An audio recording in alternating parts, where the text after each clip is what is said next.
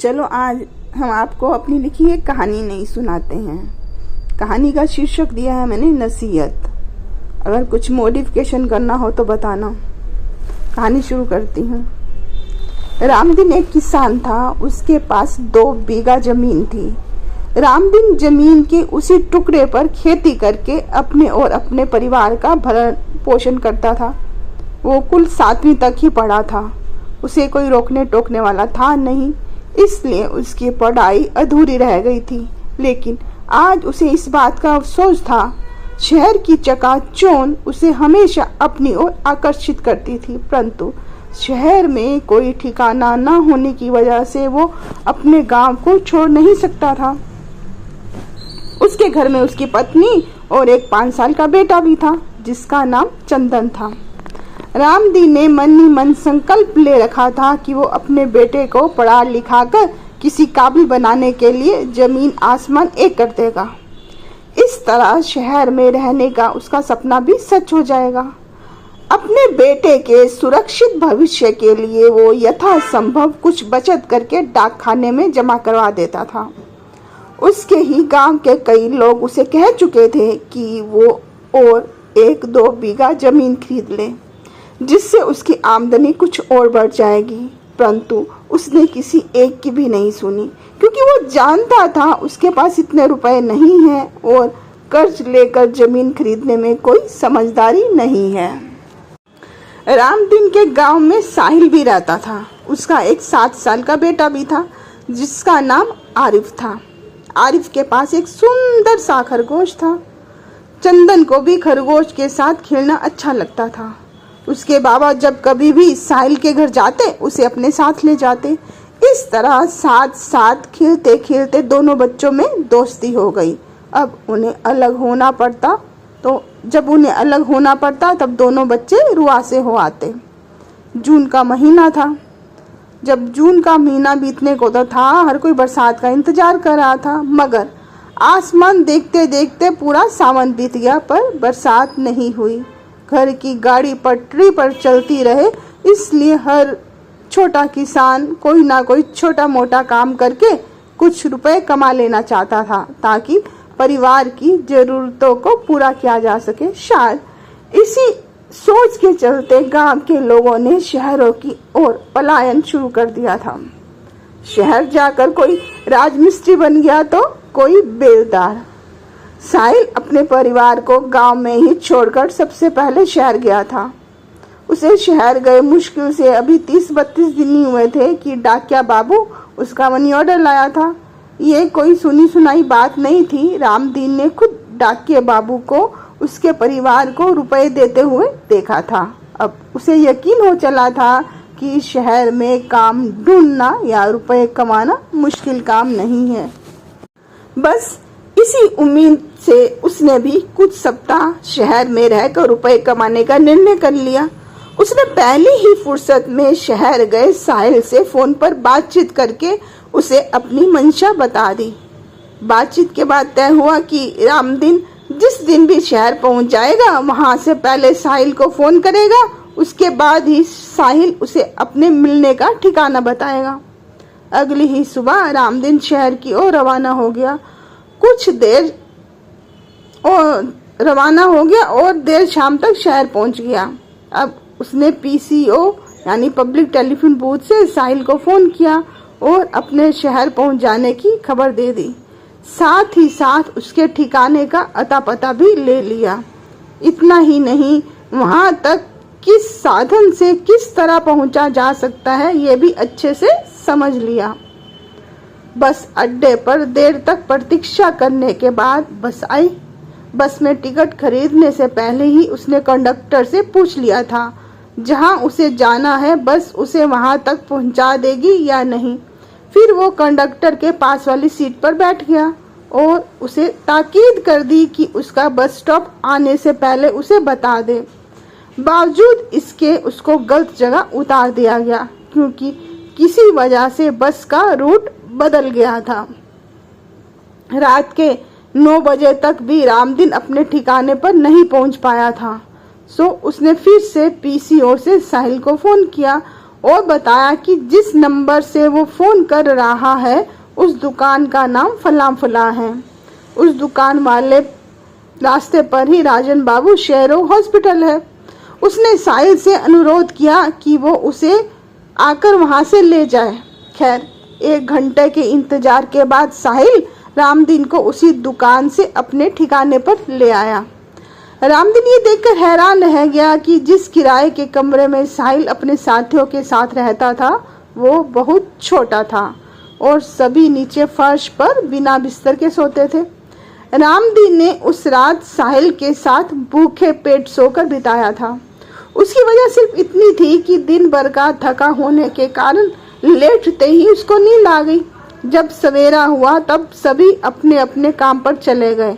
सबसे आखिर में साहिल को जाना था, इसलिए कमरे में अच्छे से ताला लगाना उसी के जिम्मे था। कुछ देर बाद साहिल और रामदीन भी साथ साथ निकल लिए। उन दोनों ने एक चाय वाले के यहाँ जाकर पहले चाय पी और मट्ठी खाई। फिर रामदीन को उसी चाय वाले के यहाँ छोड़ दिया और दोपहर को मिलने का वादा करके साहिल अपने काम पर चला गया।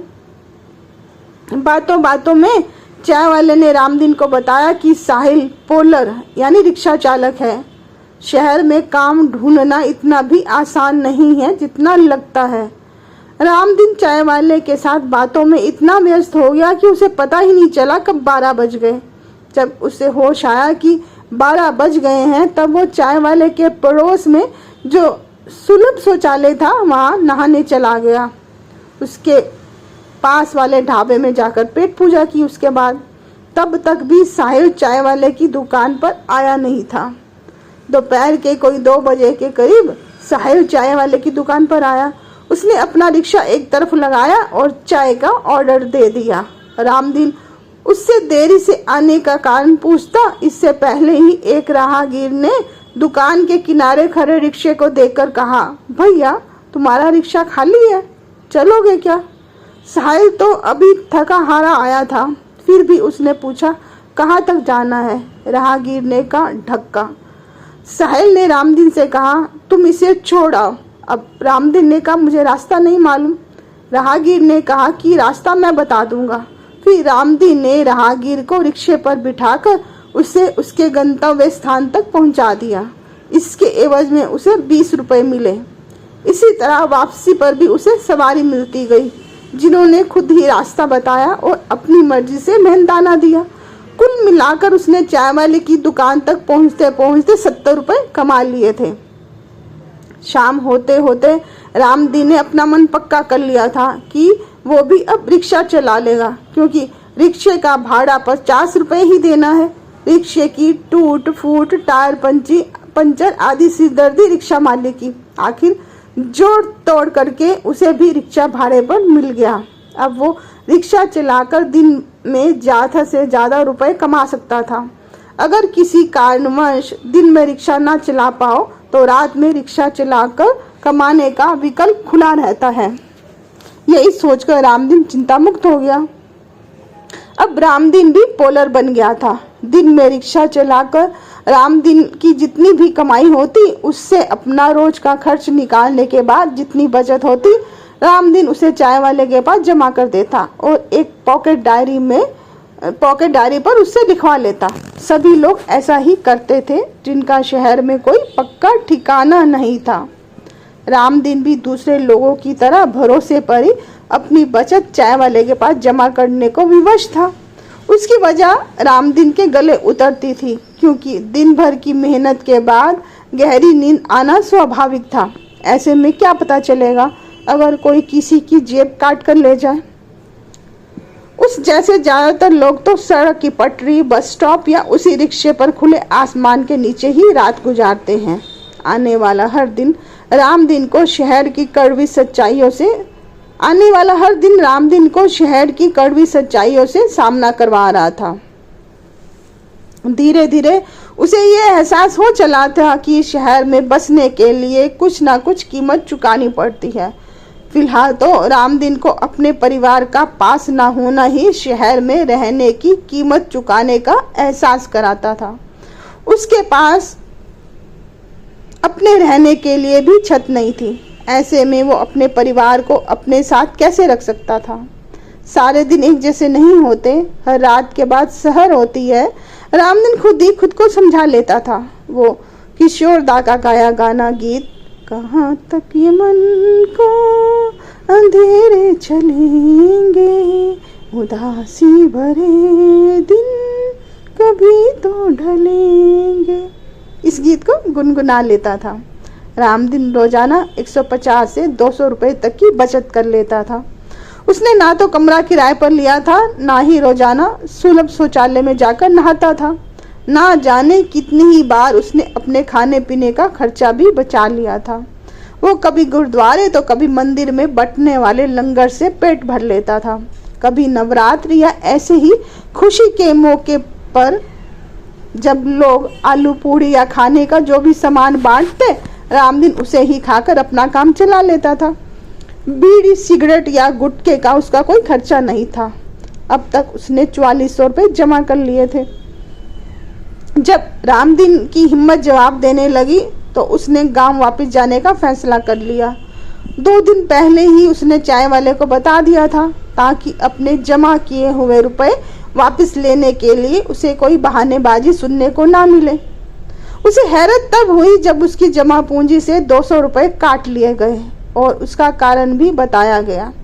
भला यूं ही क्यों दूसरों के लिए जोखिम उठाएगा। इसी बात से रामदीन ने खुद को दिलासा दिया था। रामदीन को गांव वापस आए चंद रोज ही हुए थे कि कुछ दिन बाद पुष्कर का मेला था। यूं ही उसके दिमाग में ख्याल आया कि वहां से एक अच्छी नस्ल की भैंस खरीद ली जाए। इस तरह घर में बच्चों को पीने के लिए दूध भी मिल जाएगा। अतिरिक्त दूध को बेचकर रोजाना कुछ ना कुछ कमाई भी हो जाएगी। रही बात रुपयों की, तो डाक खाने से रुपए निकाल कर खर्च करने में कोई हर्ज नहीं। जरूरत पड़ने पर वो दोबारा शहर जाकर कुछ रुपए कमा कर लाने की काबिलियत रखता है। अपनी इसी सोच को अंजाम देने के लिए वो अपने बेटे को साथ लेकर पुष्कर के मेले के लिए रवाना हो गया। पूरे रास्ते उसके बेटे ने जमकर मस्ती की। शायद इतनी लंबी जुदाई के बाद वो अपने बाबा का साथ पाकर खुश था। खुशी उसके चेहरे से छलक रही थी। मेले में ऊंट को देखकर उसका बेटा उसे लेने की जिद कर बैठा। कई बार प्यार से समझाने के बाद भी जब उसने जिद नहीं छोड़ी तो रामदीन ने अपने दिल पर पत्थर रखकर एक जोरदार चपट उसके गालों पर लगा दिया। फिर खुद ही उसे अपने सीने से लगा लिया। बच्चा था कि रो ही जा रहा था। फिर उसने उसके बालों में हाथ फेरते हुए कहा, बेटा, हम एक ऊँट नहीं 2 ऊँट खरीदेंगे। एक ऊँट तुम्हारे लिए, एक ऊँट मेरे लिए। लेकिन अभी इतने रुपए नहीं हैं, हम घर से रुपए लेकर दोबारा आएंगे। बच्चा तो बच्चा था, वो रामदीन की बातों में आ गया और वो लोग भैंस लेकर गांव वापस आ गए। दिन बीतने लगे। रामदीन की आर्थिक स्थिति सुधरने लगी। उसका बेटा भी स्कूल जाने लगा। जब खेत में काम नहीं होता तब रामदीन कुछ दिन अभावों में जीकर भी कुछ रुपए कमा लेता, ताकि डाक खाने से निकाल कर खर्च किए गए रुपयों को वापस डाक खाने में जमा करा सके। गांव से शहर, शहर से गांव, इसी भागम भाग में 8 साल बीत गए। अब उसके बेटे ने ऊँट लेने की भी जिद करना छोड़ दिया था। अब रामदीन का बेटा 8वीं क्लास में था। उसे दोबारा से पुष्कर मेले में जाना नसीब हुआ। इस बार बात कुछ और थी। रामदीन ने खुद अपने बेटे से कहा, बेटा, इस बार हम ऊँट खरीद कर लाएंगे। ये सुनकर उसका बेटा चंदन उसे एकटक निहारता रह गया। उसे अपने बचपन का वाकया अब तक भूला नहीं था, जब उसने ऊँट लेने की जिद की थी। आज खुद उसके बाबा उसे ऊँट दिलाना चाहते थे। ये बात उसे हजम नहीं हुई। उसने बाबा से कहा, जब मैंने जिद की थी तो आपने ऊँट नहीं दिलाया था। आज आप एक नहीं 2 ऊँट दिलाने को तैयार हो, ऐसा क्यों? उसके बाबा ने कहा, जो लोग जिंदगी के अनुभवों से नसीहत लेते हैं, मुसीबत के समय संयम और समझदारी से काम लेते हैं, वो एक दिन कामयाब इंसान बनते हैं। इस कहानी से आपको क्या समझ आया? कमेंट करके बताएं। दुआओं में अपनी मुझको भूल ना जाए। हाँ, एक बात तो बताना भूल गई, ये कहानी कई साल पहले लिखी है। जो रिक्शा का भाड़ा तब 50 रुपये था, वो आज की तारीख में भाड़ा रिक्शे का 500 रुपये है। समझ गए? Thanks for listening.